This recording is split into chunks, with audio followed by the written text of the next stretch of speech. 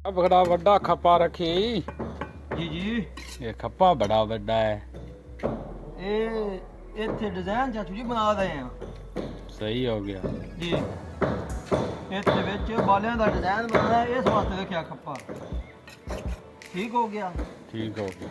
ਇਹ ਇੱਥੇ ਵਿੱਚ ਬਾਲੇ ਲਾਣੇ ਨੇ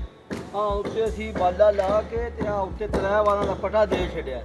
ਇਹ ਸਪੀਡੀਆਂ ਹੋ ਜਾਣਾ ਠੀਕ ਹੈ ਠੀਕ। ਇਹ ਬਾਲਾ ਥੱਲੇ ਕੱਢ ਲੈਣਾ ਸੀ ਇੱਥੇ ਫਿਰ ਬਾਲੇ ਲਾਣੇ ਨੇ ਇੱਕ ਦੂਜਾ ਇਹ ਵੇ ਬਜੇ ਸਵਾਦ ਤੋਂ ਅਸੀਂ ਡਿਜ਼ਾਈਨ ਸ਼ੁਰੂ ਕੀਤਾ ਹੈ ਨਾ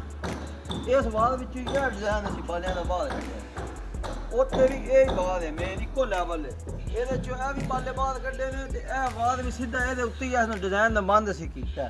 ਨਜ਼ਰ ਪਿਆ ਹੁੰਦਾ ਇਹਦੇ ਉੱਤੇ ਸਾਡਾ 3 ਵਾਰ ਦਾ ਫਟਾ ਮੁਕੰਮਲ ਹੋ ਜਾਣਾ ठीक हो और ये पीछे से ये बाला कर ले ते ए वेच इथे बालियां दा डिजाइन बना छड़ना ठीक हो नजर आ गया जी क्या बनाना है जी ले ये अच्छा किसी ने नवा डिजाइन बनाया है अच्छा ये यार सी ना बाहर पाए देने ने इथे बाहर थले पर्दी सारी लग गई है उता सही हो गया ये और पाए ने किवें देने ने असि होने जनाब ए एक डिजाइन आ बनाया एक है बनाया एक है बनाया ये को मैं देखी को जी जनाब इथे दिखाओ इस पाए नाल वेदे पे ऐस नाल 19.5 चाहिदो है ਇਹ 19.5 ਚਾਹੀਦੇ ਹੋਏ ਇਹ ਤਰਾਏ ਪਾਏ ਕੱਢੇ ਨੇ ਇਹਨਾਂ ਦਾ ਹਿਸਾਬ ਕੀ ਤਰੀਕਾ ਕਰੇ ਇਹ ਕਿਵੇਂ ਸਹੀ ਤਰ੍ਹਾਂ ਰੱਖਣਾ ਮਤਲਬ ਇਹ ਤਰੀਕਾ ਕਾਰ ਕਿਵੇਂ ਸਹੀ ਰੱਖਣਾ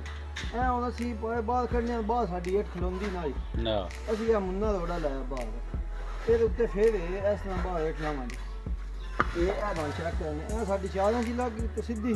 ਜੀ ਸਹੀ ਹੈ ਤੇ ਇਹ ਸਾਡੀ 4 ਇੰਚ ਇਸ ਤਰ੍ਹਾਂ ਲੱਗ ਗਈ ठीक हो गया अब दिखाओ बराबर एक दिखाओ ना नजर आ रहा इतने बराबर ये हुण ਇਹਦੀ ਪਮਾਇਸ਼ ਇੱਕੋ ਜਿੰਨੀ ਹੈ ਤਿੰਨਾਂ ਪਾਇਆ ਦੀ 1 2 3 ਇੱਕ ਪਾਇਆ ਹੋ ਗਿਆ ਇਹਦੇ ਵਿੱਚ 4 ਇੰਚ ਦਿੱਤੀ ਹੈ ਪੂਰੀ ਫਿਰ ਅੱਗੇ ਇੱਕ ਪਾਇਆ ਹੋ ਗਿਆ ਇਹਦੇ ਵਿੱਚ ਫਿਰ ਅੱਗੇ 4 ਇੰਚ ਦਿੱਤੀ ਹੈ ਪੂਰੀ ਇੱਕ ਫਿਰ ਪਾਇਆ ਹੋ ਗਿਆ 1 2 3 ਪਮਾਇਸ਼ ਵੀ ਇੱਕੋ ਜਿੰਨੀ ਹੈ 19 ਇੰਚ ਇਸ ਸਾਈਡ ਤੋਂ ਵੀ 19 ਇੰਚ ਇਹ ਤਰ੍ਹਾਂ ਪਾਏ ਨੇ